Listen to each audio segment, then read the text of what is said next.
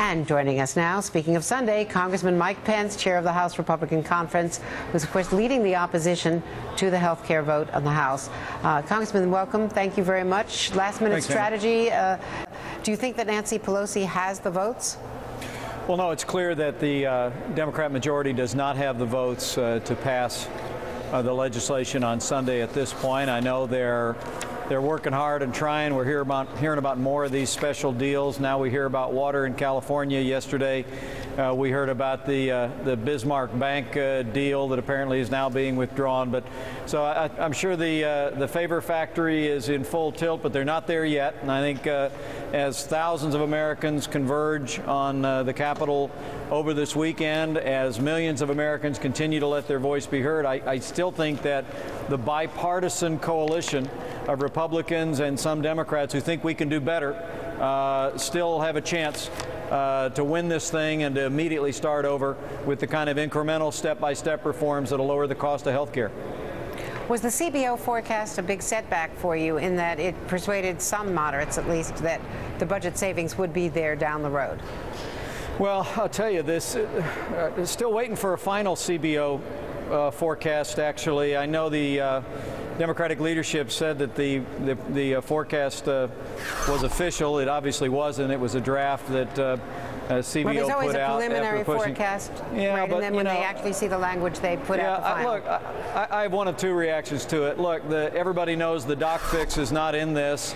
That is going to be spent. That's $250 billion that's not being included in this. So the idea that they're actually going to save money on the deficit when they got $250 billion that's on top of this, that everybody knows is going to be put on top of the health care bill, I think puts to the lie any suggestion that this is deficit neutral, let alone deficit savings. But I got to tell you, back in Indiana, around the country, I think people hear that they're about to launch this $1 trillion health care plan and that somehow that's going to save taxpayers money.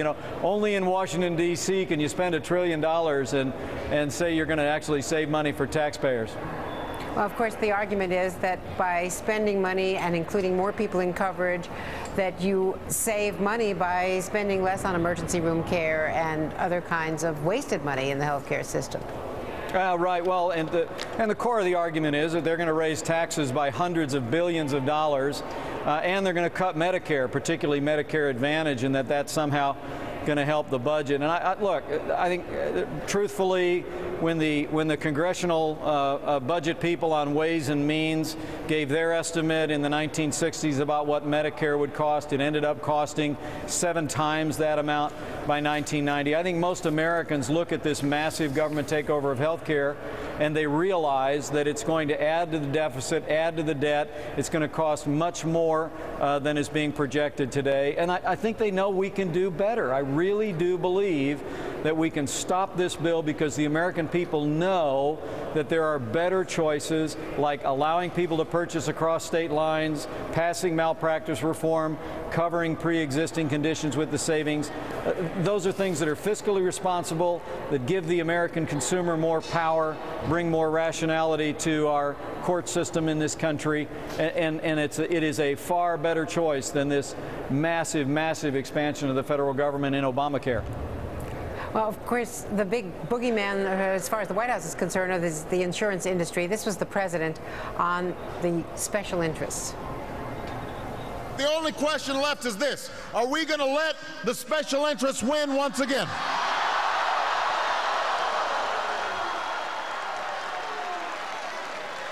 Or are we going to make this vote a victory for the American people?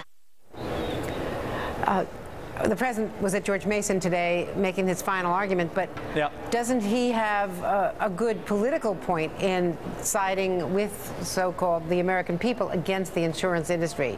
Doesn't that create political problems for you guys? Well, let me make a prediction to you, Andrea. That's not going to be his final argument. I think that might be the 54th speech he's given on health care. And frankly, the American people he's trying to win this argument for are not really with him. I mean, I think 48% in your recent poll said that what he's pushing is a bad idea for the country. 75% of Americans in a Gallup poll said that they want to scrap the bill and start over, or scrap the bill and not start over. So, look, well, in our polling, it was evenly divided. Companies, it was 45-46. So there's a pretty evenly divided split in the country. Well, I'll stipulate to that, but I remember it was about 35% said it was a good idea and 48% is a bad idea. But I don't want to quarrel about polls. Look, when I was home in Indiana and did 5 town hall meetings, I heard people saying that they want health insurance reform that lowers the cost of health insurance, not grows the size of government. And quite frankly, if you pass Obamacare and you mandate that every single American has to purchase health insurance, whether they want it or need it or not, I think the big winners are going to be the health insurance companies. If you allow Americans to purchase health insurance all across this country, across state lines in a competitive marketplace, that's going to drive down the cost of health insurance and drive down the cost of health care. So I think House Republicans and some Democrats believe that we're on the side of the American people who don't want this government takeover of health care. And if they want to show down this weekend, we're ready. What a weekend it's going to be. Game on. Thank you very much, Mike Pence.